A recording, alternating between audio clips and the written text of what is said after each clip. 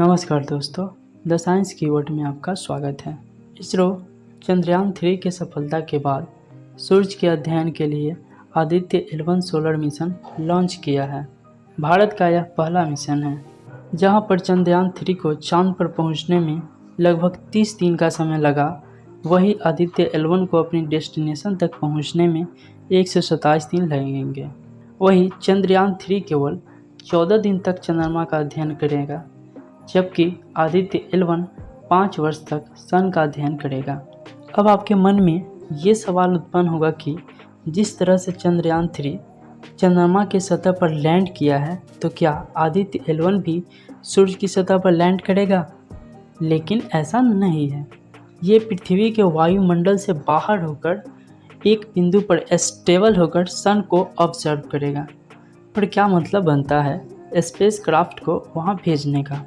सन को अगर ऑब्जर्व ही करना है तो धरती के सतह से भी कर सकते हैं, पर इसकी जानकारी वीडियो के आगे जानेंगे।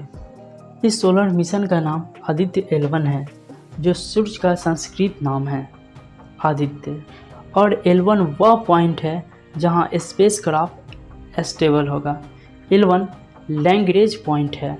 अब ये लैग्रेंज पॉइंट क्या है? लैग्रेंज पॉइंट उस पॉइंट को कहते हैं जहां पर दो खगोलीय पिंड की गुरुत्वाकर्षण बल बराबर हो जाता है। ऐसा ही पॉइंट सूरज और पृथ्वी के बीच कुल 5 है: L1, L2, L3, L4 और L5। आदित्य L1 मिशन में रॉकेट पहले पृथ्वी के लो ऑर्बिट में स्थापित होगा, फिर ये सीधा न जाकर दीर्घवृत्ताकार कक्षा के रूप में जाएगा, क्योंकि ऐसा करने से रॉकेट का फ्यूल कम खपत होता है। किंतु अगर ये डायरेक्ट सीधा जाएगा तो पृथ्वी के ग्रेविटेशनल फोर्स के विरुद्ध जाने में ज़्यादा फ्यूल लगेगा, जिससे फ्यूल की बचत करने के लिए दीर्घवृत्ताकार कक्षा में घूमते एक दूरी तय कर लेता है, जिससे वह पृथ्वी के ग्रेविटी से बाहर हो जाता है और उसके बाद लैग्रेंज पॉइंट के चारों ओर होल ऑर्बिट में चक्कर लगाने लगता है। L1 लैग्रेंज पॉइंट पृथ्वी से 15 लाख किलोमीटर दूर है। L1 पॉइंट पर पृथ्वी और सूरज का ग्रेविटेशनल फोर्स बराबर हो जाता है। L1 पॉइंट पर सूरज और पृथ्वी के बराबर ग्रेविटेशनल फोर्स के कारण इस पर स्पेसक्राफ्ट को स्टेबल रखना आसान होता है और इस पर फ्यूल की भी कम खपत होती है। अब ये सवाल उठता है कि लैग्रेंज पॉइंट कुल 5 है, तो हमारे वैज्ञानिक L1 को ही क्यों चुना? अगर बात हम L2 की करते हैं तो ये पृथ्वी के बिल्कुल अपोजिट है, जिससे सन को ऑब्जर्व करना संभव नहीं है। L3 पृथ्वी से काफ़ी दूर है, जिससे पृथ्वी से इस पर कम्युनिकेशन बनाना काफ़ी कठिन है। L4 और L5 पृथ्वी की ये दो ज़्यादा स्टेबल जोन है, जिससे वहाँ कुछ एस्ट्रॉयड होने की संभावना है।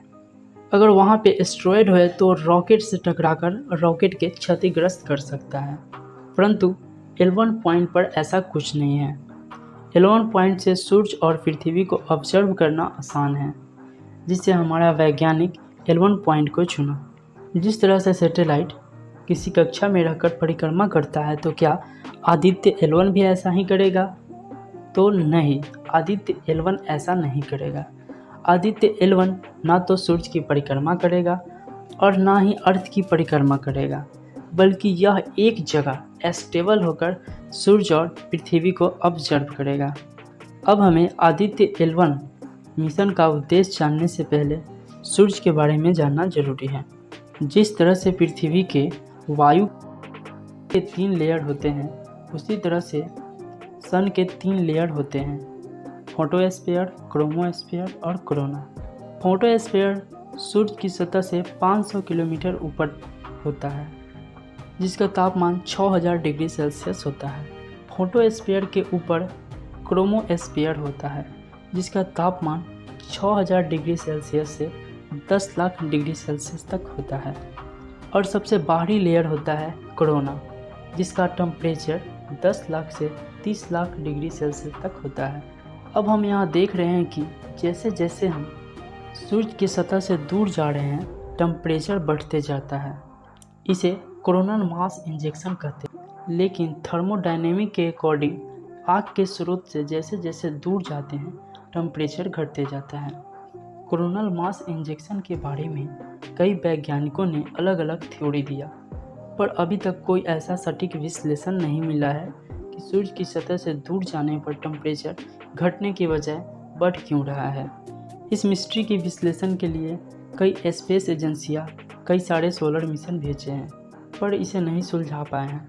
अगर आदित्य L1 इस मिस्ट्री को सॉल्व करने में मदद करेगा तो इसरो कोरोनल हीटिंग मिस्ट्री को सॉल्व करने वाला पहली स्पेस एजेंसी बनेगा। सूर्य से कई तरह के हानिकारक किरणें निकलती है, जैसे UV rays, gamma rays, X-ray आदि।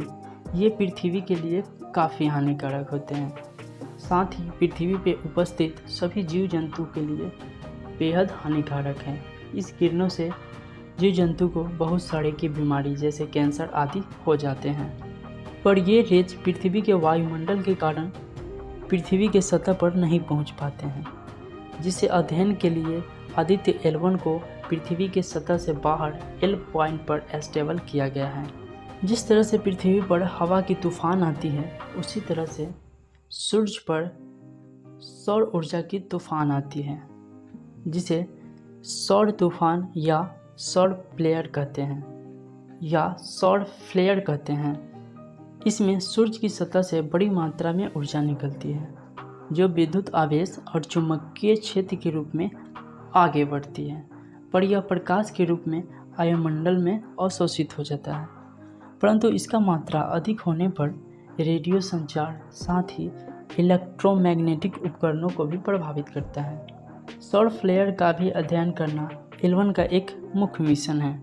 ओवरऑल देखें तो आदित्य L1 मिशन का मुख्य उद्देश्य सूर्य का अध्ययन करना, उसमें होने वाली घटना, कोरोनल मास इंजेक्शन और सौर फ्लेयर यानी सौर तूफान और सूर्य की तीनों लेयर फोटोस्फीयर, क्रोमोस्फीयर और कोरोना का अध्ययन करना। ये जानकारी अगर आपको अच्छी लगे तो प्लीज़ चैनल को लाइक और सब्सक्राइब कर दें, क्योंकि मैं इसी तरह की जानकारी बिल्कुल आसान भाषा में देते रहता हूँ।